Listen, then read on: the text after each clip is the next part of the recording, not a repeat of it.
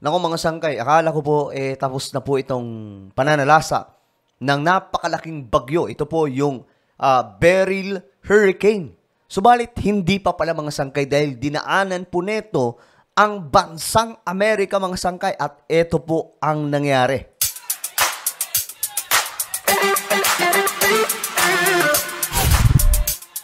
Magandang oras po sa inyong lahat mula sa Luzon, Visayas, Mindanao, Sabah at maging sa ating mga kababayan na nasa iba't ibang bansa. Shoutout din po sa lahat ng mga solid sangkay. Kung ikaw ay solid sangkay, mga sangkay, magsi-comment po kayo ng hashtag solid sangkay. Anyway, bago tayo magpatuloy, pag-subscribe po muna yung ating YouTube channel. Ayan po, 1.24 million subscribers na po tayo dito sa YouTube. Kaya naman kung hindi ka po nakakapag-subscribe, makikita nyo po yung subscribe button sa ibaba. Okay, sa baba mismo ng video na ito mga sangkay. I-check nyo po, then click the subscribe, click the bell, and click all. At kung kayo naman po ay nanonood sa Facebook, i-follow nyo po yung ating Facebook page. At ito mga sangkay, may papagawa lamang po ako sa inyo saglit. Sa mga nanonood po sa Facebook, sundan nyo lamang po ako. I-check nyo po sa inyong mga cellphone, kagaya ng nakikita nyo sa screen. Makikita nyo po sa itaas ng video na to, ito mismong pinapanood nyo mga sangkay, yung tatlong tuldok sa ibabaw ng video. Pindutin nyo po yung tatlong tuldok, ayan. Then may lalabas po dyan na show more. Pindutin nyo rin po yung show more. At yun lamang mga sangkay, I hope na nasundan po ninyong lahat, no? At ito pag-usapan po natin itong malupit na nangyari mga sangkay doon po sa bansang Amerika. Aba, hindi pa pala tapos itong napakalaking bagyo sa kasaysayan ng ating planeta. Ito ang nangyari mga sangkay, tingnan po natin. The remnants of Hurricane Beryl on the move this morning, still packing heavy rain. Ayan, makikita nyo mga sangkay na puno po ng tubig yung mga kabahayan. Rains and strong winds after leaving a trail of destruction in Texas. Ayan, no? Cleaning up from the deadly storm, which left millions without power. So, milyong-milyong tao mga sangkay, milyong-milyong mga lugar doon po sa, o milyong-milyong mga pamilya sa mga lugar. Doon sa Texas, wala daw pong kuryente. Ngayon, then mga sangkay, paano nangyari ito? Ito, tingnan po natin kung paano na nalasa itong Hurricane Beryl doon po sa Texas. Tingnan nyo mabuti kung gaano siya kalakas mga sangkay. Just cracked. Cracked, guys. There it goes. There it goes. Oh.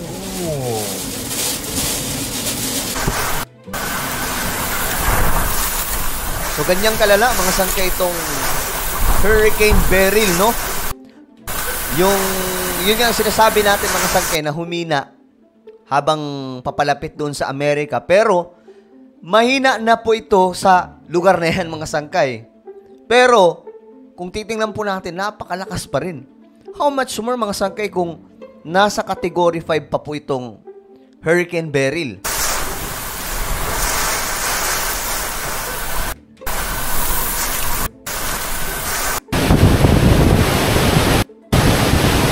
Makikita nyo mga sangkay yung ulan at hangin na napakalakas. Grabe. Ang tindi po niyan mga sangkay, oh.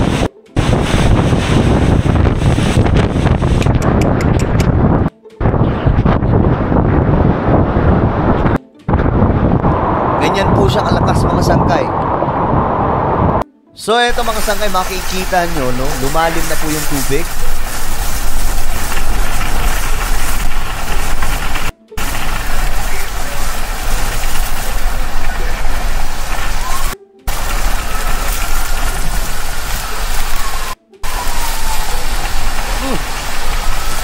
May sakay pa pala yan, no?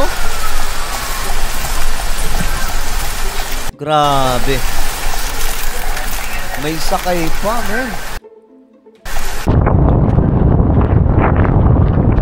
Grabe ito.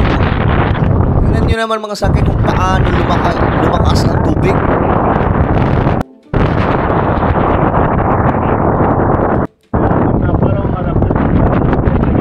Grabe.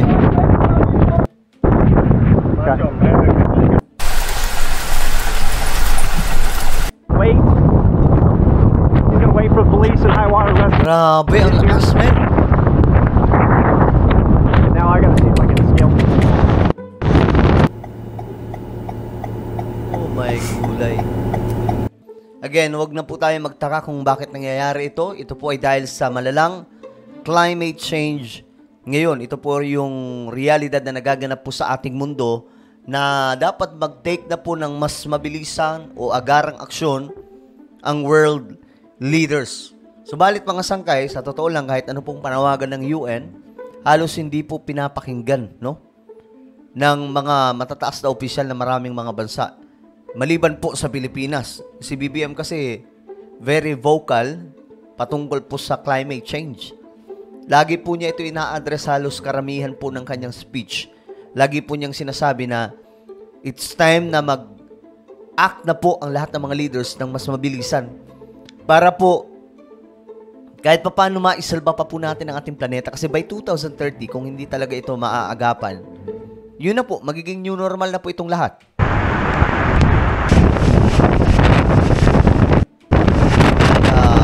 Masayaw, oh.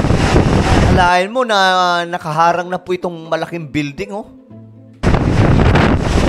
Grabe pa rin yung taas.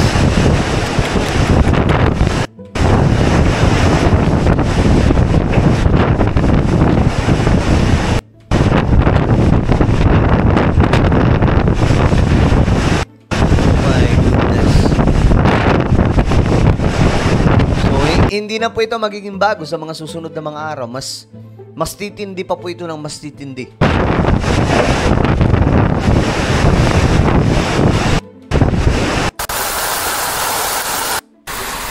Grabe, tingnan niyo mga sangkay. Yung aksadahan, napuno na po ng tubig. Grabe. Alam mo, Metro Manila no?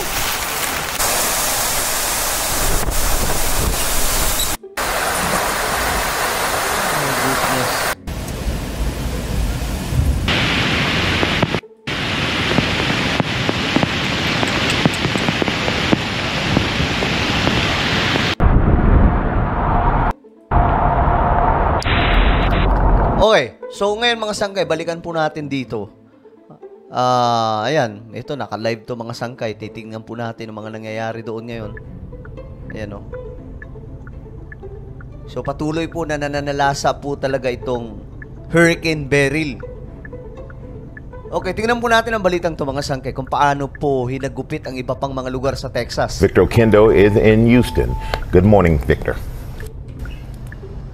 Good morning, Michael. Much of Houston waking up in the dark. Trees like these crashing down on homes and businesses and knocking out power. Officials warning it will take days to assess all the damage and then fully restore power. Crews are racing in from across the country, but with Houston so brownout sa kanila mga sangkay, wala pong kuryente. Under a heat advisory today, that help can't come soon enough. Overnight, the death toll rising after Hurricane Beryl swept into Texas as a Category 1 hurricane. Oh, kita nyo na mga sangkay, Category 1 na po yan. Category 1 na po yan mga sangkay, pero tingnan nyo yung nangyayari. Ayan, oh.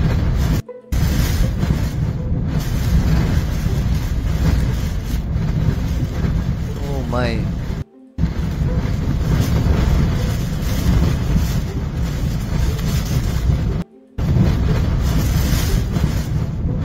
Grabe, no?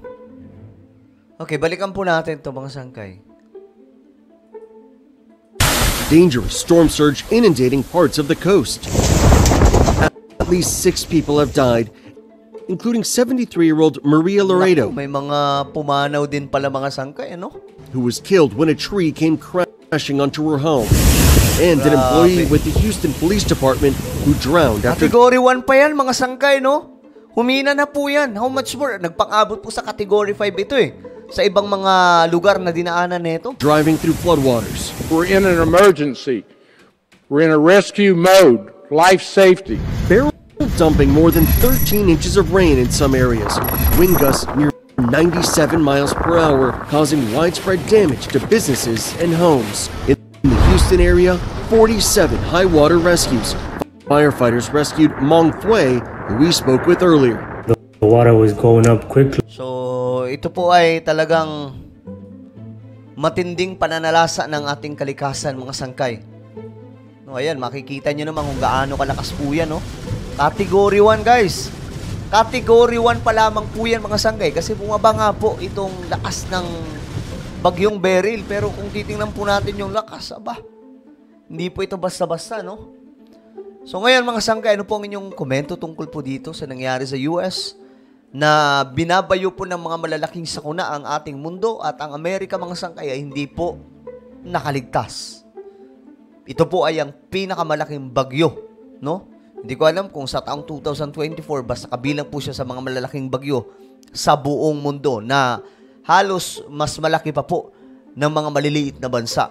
Ano po ang inyong komento? Just comment down below. Now guys, I invite you please subscribe my YouTube channel. Sangkay Dyan Daily. Hanapin niyo po ito sa YouTube. Then click the subscribe, click the bell, and click ko lang. Kung na po ay magpapaalam, mag-iingat pong lahat. God bless everyone.